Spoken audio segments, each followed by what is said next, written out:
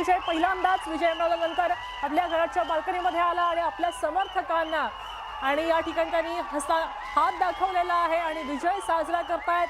मोठ्या संख्येने समर्थक त्याच्या घराच्या दारी जमले होते आणि त्यावेळी थलापती विजयनं या ठिकाणी समर्थकांना नमस्कार केल्याचंही पाहायला मिळतं। अगदी 2 वर्षांमध्ये आपला पक्ष स्थापन अगदी 2च वर्षात या थलपती विजयनं आपला पक्ष स्थापन केला आणि मोठ्या प्रमाणावर त्यानं विजय खेचून आणलेला आहे। अगदी व्यवस्थित रणनीती आखली होती, अनेक योजना जाहीर केल्या होत्या आणि त्या योजनांमध्ये महिलांसाठी सुद्धा मोठ्या प्रमाणात या योजना होत्या आणि त्या जोरावर या थलपती विजयनं या ठिकाणी विजयावर आपलं नाव कोरलेलं आहे। ही अत्यंत महत्त्वाची गोष्ट आहे। केवळ 2च वर्षांपूर्वी नवीन पक्ष स्थापन करून व्यवस्थित रणनीती आखून विजय स्थापन करणं, विजयावर आपलं नाव कोरणं या थलपती विजयनं आता अखेर करून दाखवलेलं आहे। आपल्या कला विश्वातला पाठिंबा त्याच्या पाठीशी होताच आणि त्या जोरावर राजकारणामध्ये एंट्री घेतली आणि अवघ्या 2 वर्षात ते विजयी झालेले आहेत। आपण 2 दृश्य पाहतोय की एका ठिकाणी आपण थलपती विजय ह्याच्या घराजवळची दृश्य पाहतोय, तर दुसरी दृश्य आहेत दिल्ली इथल्या बीजेपी मुख्यालयातली। इथं भाजपचे कार्यकर्ते मोठ्या संख्येने उपस्थित झालेले आहेत। नरेंद्र मोदी या मोठ्या विजयानंतर नेमकं काय सांगणार, काय भूमिका मांडणार, त्याकडे सगळ्यांचं लक्ष लागलेलं आहे। भाजप कार्यकर्त्यांसोबतच संपूर्ण भारताचं लक्ष लागलंय। तर ही दृश्य आपण पाहतोय, थलपती विजय या ठिकाणी उपस्थित झालेला आहे आणि आपल्या समर्थकांना तो नमस्कार करतोय।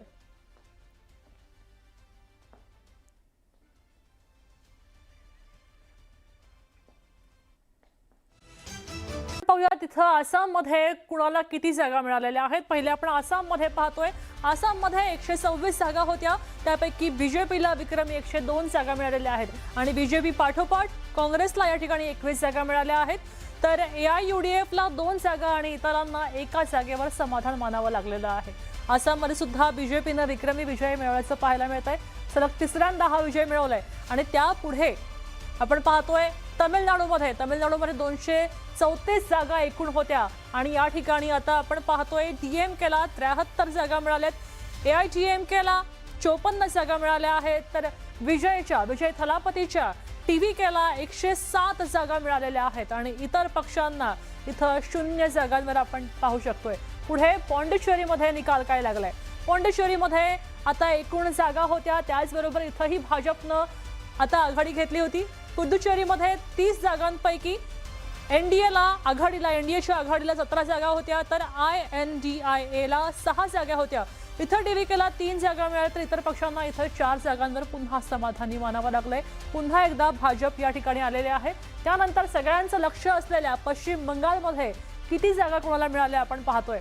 पश्चिम बंगालमध्ये 293 जागा होत्या आणि या 293 जागांपैकी TMCला तृणमूलला केवळ 83 जागा मिळाल्या, तर बीजेपीला 204 जागा मिळालेल्या आहेत आणि त्याचबरोबर डाव्या पक्षांना 1च जागा आहे। काँग्रेसला 2 जागांवर समाधान मानावं लागतंय आणि इतर पक्षांना 3च मिळालेल्या आहेत। तर आसामची आकडेवारी आपण पुन्हा एकदा पाहूया, आसाममध्ये नेमकं काय चित्र आहे।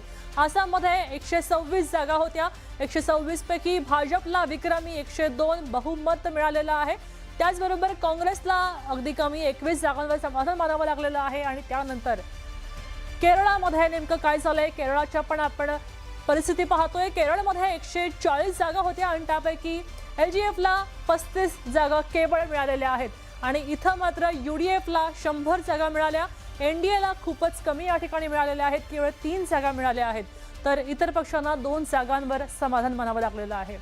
पुदुचेरीमध्ये नेमकी स्थिती काय आहे, पुदुचेरीमध्ये 30 जागा होत्या आणि या 30 पैकी आता NDAला सर्वाधिक 17 जागा या ठिकाणी मिळालेल्या आहेत। त्यानंतर इंडिया आघाडीला 6 जागा मिळाल्या, TVKला 3 जागा मिळाल्या आणि इतर पक्षांना 4 जागा या ठिकाणी मिळालेल्या आहेत। तमिळनाडूमध्ये नेमकं काय झालंय, तमिळनाडूमध्ये आपण पाहूया 234 जागा होत्या, 234 पैकी DMK पक्षाला 73, तर AIGMKला 55 जागा मिळाल्या आणि त्यानंतर TVKनं हा सगळा विक्रम मोडला आणि केवळ 2 वर्षांमध्ये 106 जागांचा विक्रम प्रस्थापित केलेला आहे। तर इतर पक्षांना एकही जागा या ठिकाणी मिळवता आलेली नाहीये।